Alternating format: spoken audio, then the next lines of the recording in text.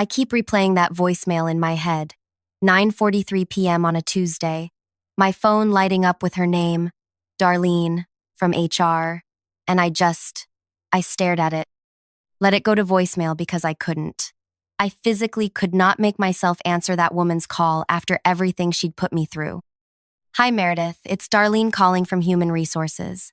I know it's late, but we've had some developments today that require immediate attention.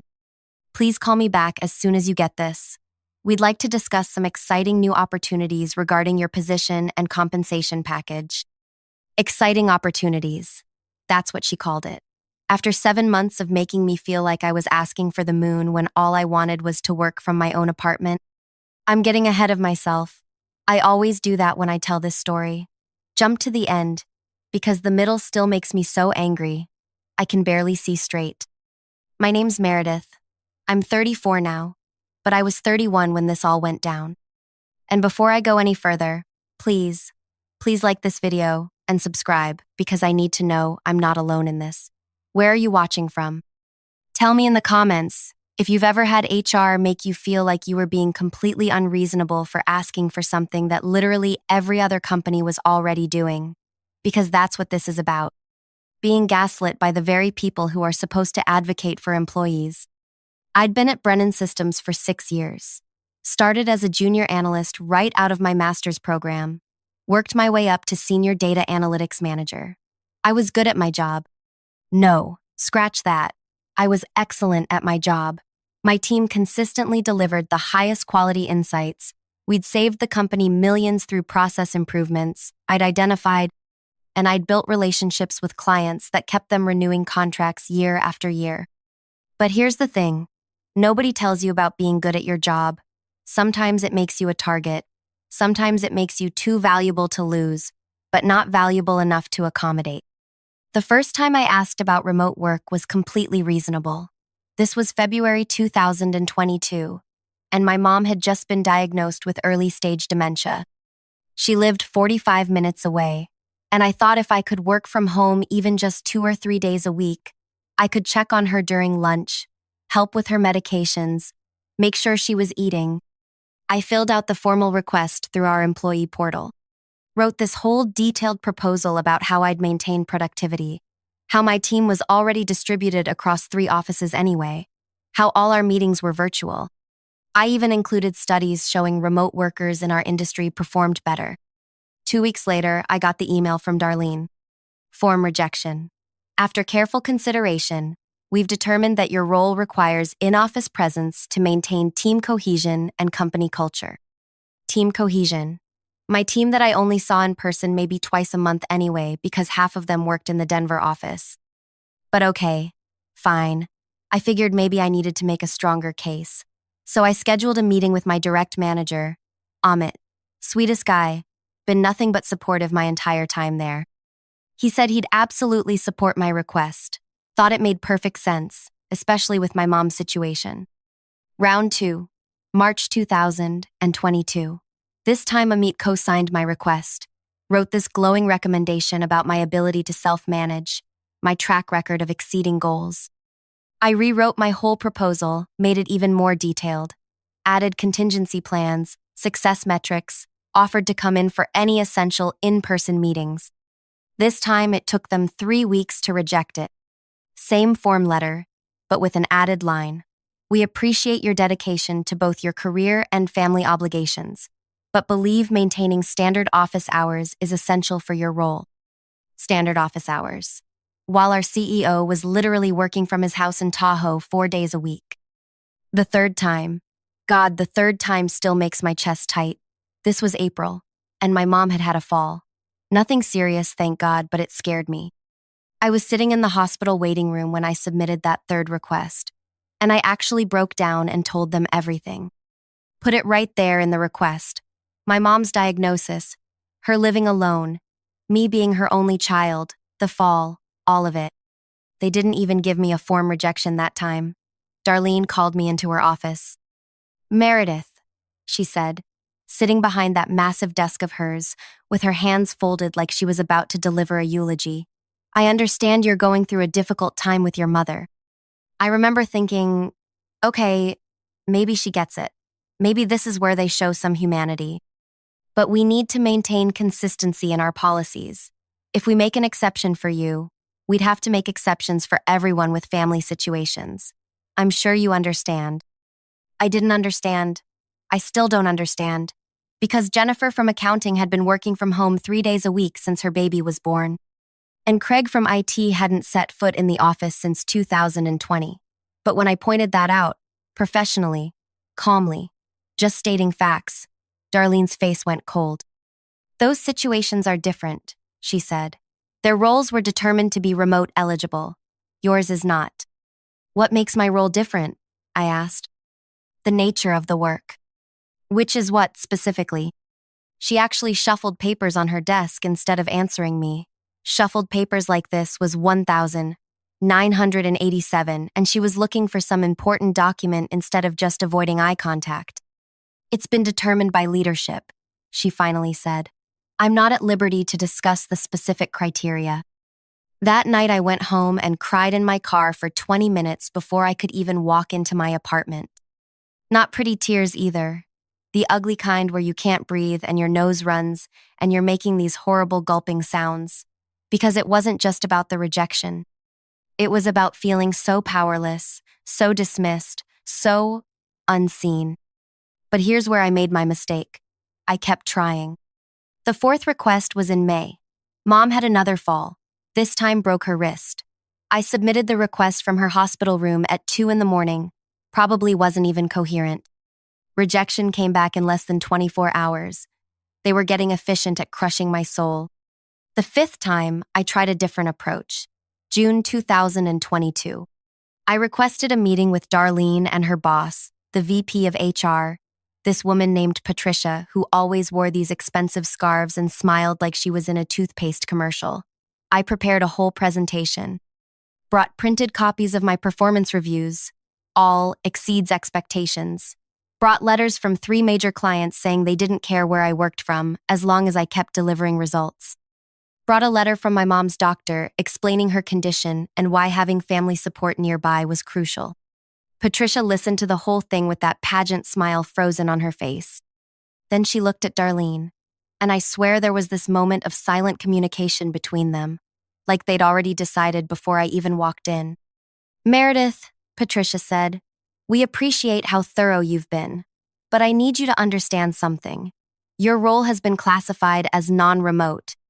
This isn't a decision we make lightly, and it's not one we can change based on individual circumstances, no matter how compelling.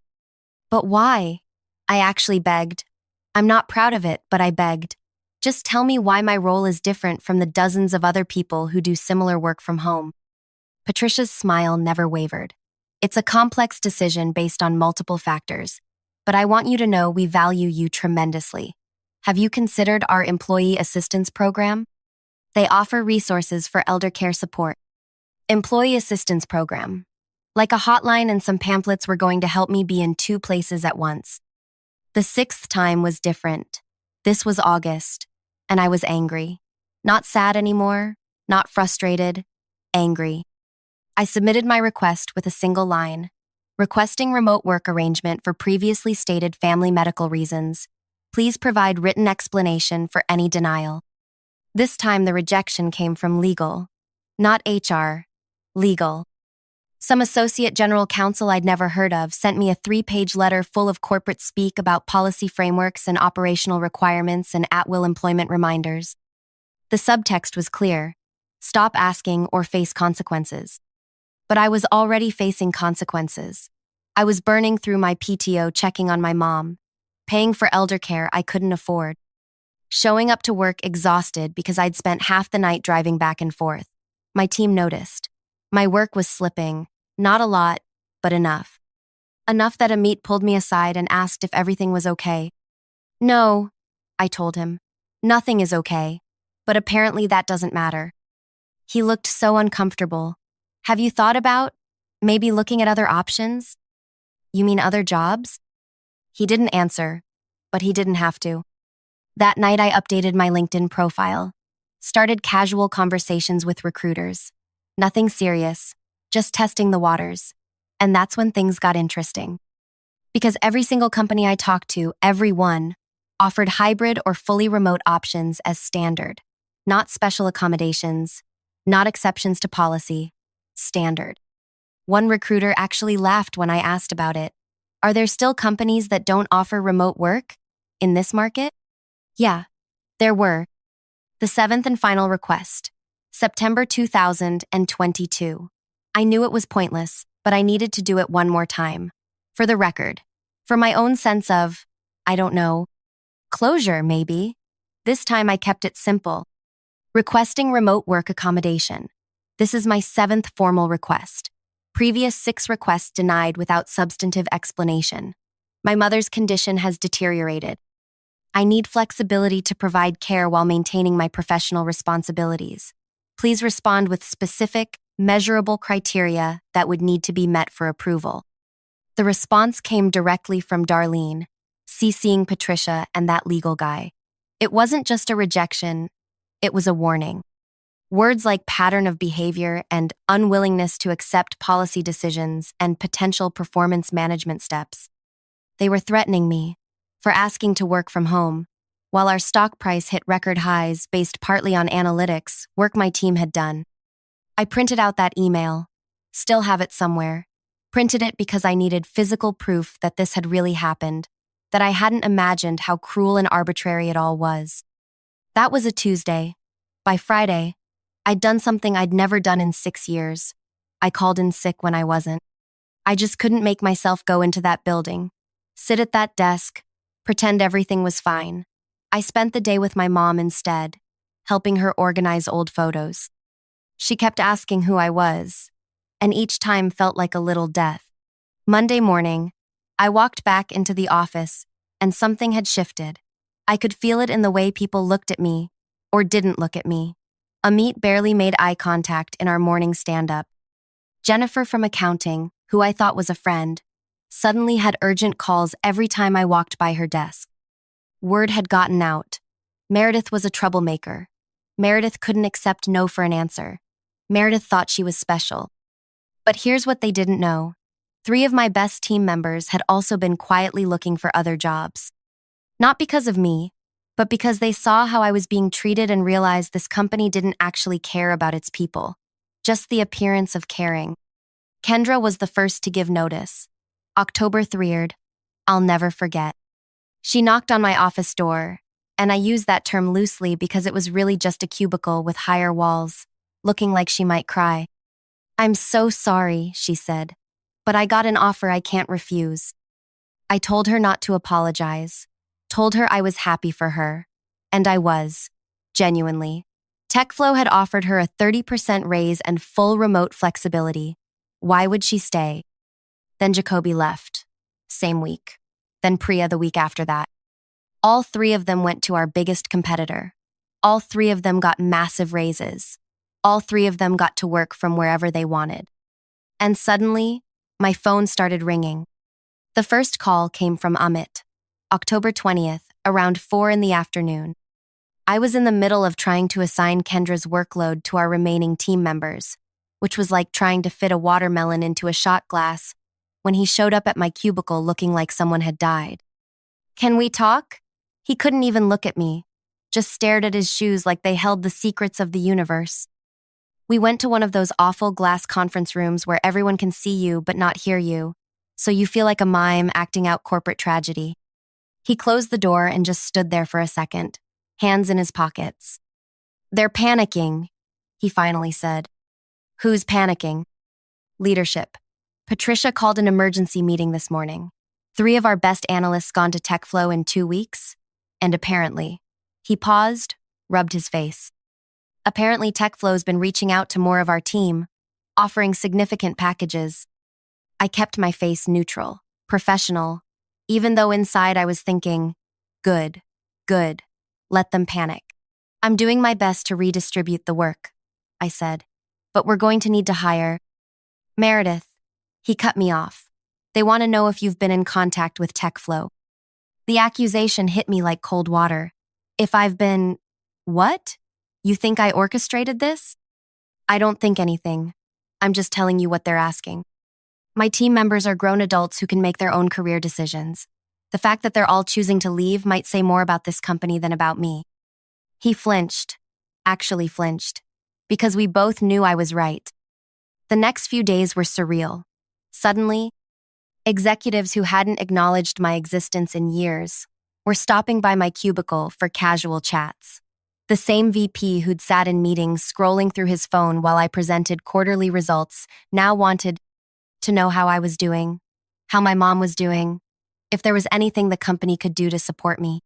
It was insulting, transparent, and way too late. Then came the meeting that made me laugh out loud. Actually laugh right there in Patricia's office, which probably wasn't my smartest move, but I couldn't help it. This was October 25. Patricia, Darlene, and some SVP I'd never met called me in for what they called a retention conversation. They sat me down across from them, 3 against 1, very subtle, and Patricia launched into this speech about how valued I was, how critical my role was to the organization's success. "We realize," she said, with that same pageant smile but now with visible stress cracks, "that we haven't done enough to show our appreciation for your contributions." That's when I laughed. Not a polite chuckle, a real laugh, the kind that comes from deep in your chest when the absurdity of a situation just breaks something in your brain. "I'm sorry," I said, not sorry at all. "It's just, I've been trying to tell you how you could show appreciation for 7 months. Very specifically, in writing, 7 times. Darlene shifted in her chair. "We understand your frustration." "Do you?" I interrupted. Another thing I'd never done in 6 years. "Because 2 weeks ago you threatened me with performance management for asking to work from home. And now 3 people have quit and suddenly you want to have a retention conversation?" The SVP, I think his name was Richard, cleared his throat. "The situation has evolved." "Has it? Or have the consequences of your decisions finally become inconvenient for you?" They all looked at each other, and I could see them recalculating. The troublemaker they'd been ready to manage out was now the only person standing between them and a complete departmental collapse. "What would it take," Patricia asked carefully, "for you to feel supported in your role going forward?" I almost said it then, almost laid out exactly what it would take, but something stopped me. Maybe it was pride, maybe it was strategy, or maybe I just wanted them to sweat a little longer. "I'll think about it," I said. "I need to get back to work. We're pretty short-staffed." The calls started that night. First Amit, begging me to be reasonable, to consider the team. Then Patricia, leaving voicemails about exploring flexible arrangements. Then at 9:43 p.m., Darlene. I let every single one go to voicemail. The next day, 2 more people on my team gave notice. Not to TechFlow this time, to various companies that had recruited them with offers they'd been sitting on, waiting to see which way the wind was blowing. The wind, apparently, was blowing toward the exits. October 27th, Friday. I walked into the office to find a gift basket on my desk. Expensive chocolates, a spa gift certificate, a handwritten note from Patricia about how much they valued my leadership. I gave the chocolates to the security guard and tossed the note in the recycling. Amit looked like he hadn't slept in days. "They're offering to revisit your remote work request," he whispered, glancing around like we were discussing state secrets. "Are they?" "Meredith, please, the department is falling apart." "The department is fine," I said. "It's the staffing that's falling apart, and that's not my fault." But here's where it gets really interesting, because that afternoon I got a call from a recruiter. Not just any recruiter, TechFlow's head of talent acquisition. "Ms. Morrison, I'm calling because several of your former team members have spoken very highly of your leadership. We're building out a new analytics division and we'd love to discuss a director position. Fully remote, of course. And the compensation." She named a number that made me sit down. "That's just base salary. There's also equity, signing bonus, full benefits including elder care support." I told her I'd think about it, hung up, sat there in my cubicle staring at the motivational poster someone had tacked up years ago. "Teamwork. Together, everyone achieves more." And tried not to scream. That weekend was brutal. My mom had a bad episode Saturday night, got confused, and tried to leave her house at 3 a.m. I spent Sunday installing new locks, arranging for a home health aide she couldn't really afford but needed, and crying in my car in the Walgreens parking lot because I was buying adult diapers for the woman who taught me to read. Monday morning, October 30th, I walked into the office on 3 hours of sleep and found Darlene waiting at my desk. "Can we talk?" she asked. No preamble, no fake smile, just desperation poorly disguised as professionalism. Back to the glass conference room. This time it was just her and me. "We're prepared to offer you a remote work arrangement," she said before I even sat down. "Full-time. Work from wherever you need to work. Effective immediately." I stared at her, waited. There had to be a catch. "And," she continued, "a retention bonus. $95,000. 50% paid immediately. 50% after 12 months. All we ask is that you sign a 2-year commitment agreement and help us rebuild the team." $95,000. After 7 months of being told my role couldn't possibly be done remotely. After threats and humiliation and watching my mother's health decline while I sat in pointless meetings. "Why now?" I asked. She had the grace to look embarrassed. "We've reassessed the situation." "You mean you've lost 6 analysts in 3 weeks and realized you can't replace them?" "We've recognized that we may have been inflexible in our previous position."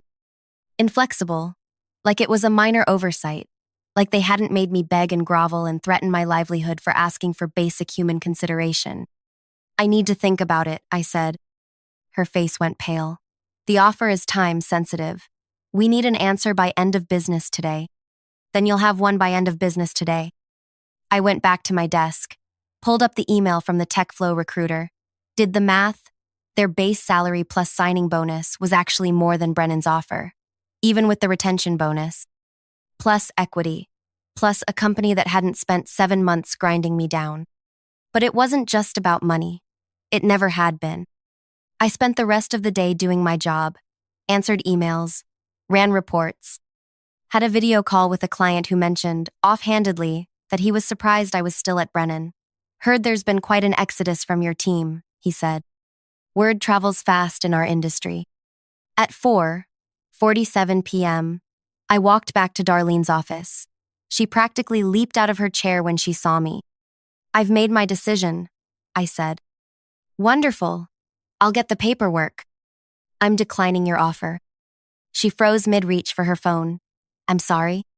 I said I'm declining, but thank you for finally recognizing that my role could be done remotely. That's very validating.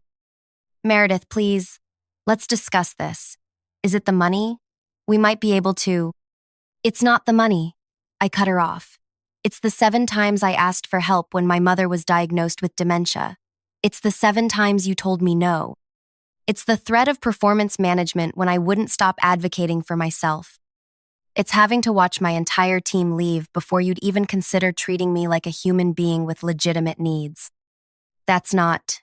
We were following policy." "Right, policy, which mysteriously became flexible the moment it started costing you something." She looked like she was about to cry. Part of me felt bad. Most of me didn't.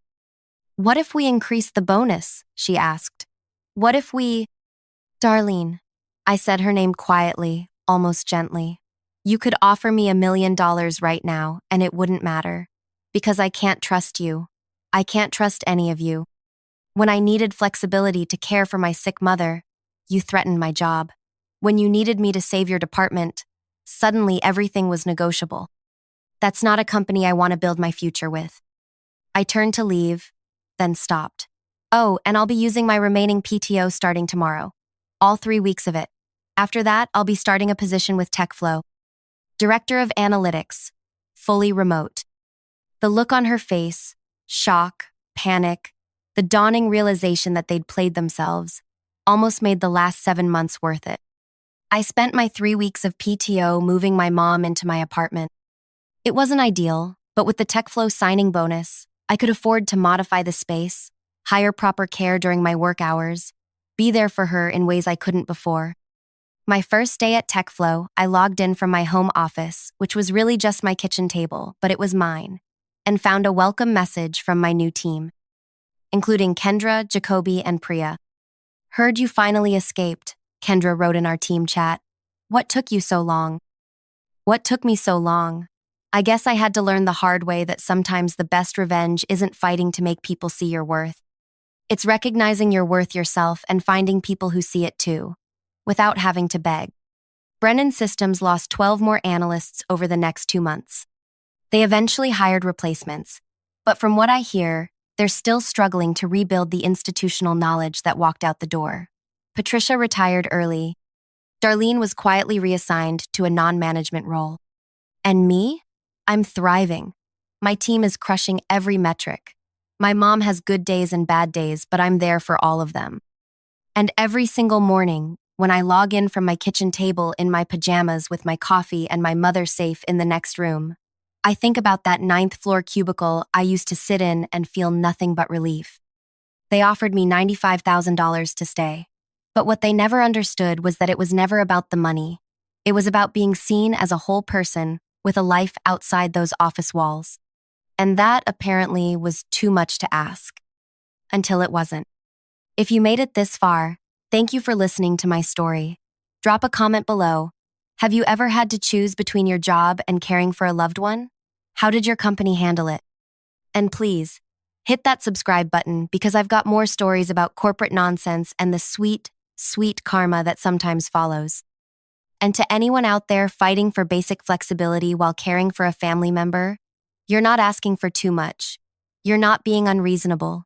You deserve better. And sometimes, the best thing you can do is stop begging and start leaving. Trust me on that one.